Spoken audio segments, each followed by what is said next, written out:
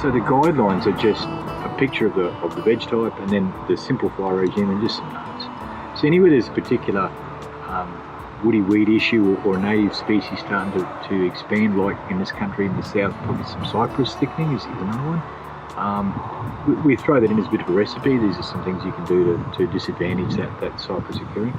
And a lot of the cypress country is naturally occurring, has always occurred, but in particularly dry times it tends to expand. So we tend to throw them in. One fire event on its own is probably not as apocalyptic as people would think. So if you get it wrong from a primary production point of view and you burn the wrong time and your grass doesn't recover, that's got some economic outcomes. The same fire will have disadvantaged some of your biodiversity, so particularly a lot of your soil microzomials, so your termites and the stuff that make the air holes in the ground, so when it does rain it can get good soil moisture.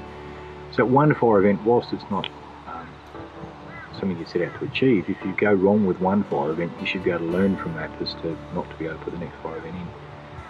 So that's really what we do with the simple guidelines, and what we see is, and it's an old forestry saying, fire doesn't recognise fence lines or best intentions.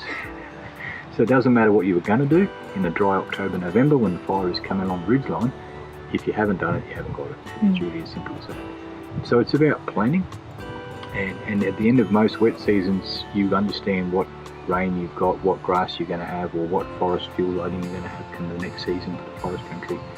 So you should be able to make your decisions then as to whether you need to have a system of fire breaks, or are you going to fatten those fire breaks with a controlled burn to give you a bit wider fuel reduced area to stop fire leaving your land or entering your land. So it's those planning elements, but we really see fire sits in the landscape. So what we try to do by developing guidelines, whether you're growing conservation values, whether you're growing cattle, whether you're growing sheep, whatever your interest in having your land, even if it's a lifestyle choice, just to have the buffers, you need to plan for fire when you don't want it, and that's that late dry season fire.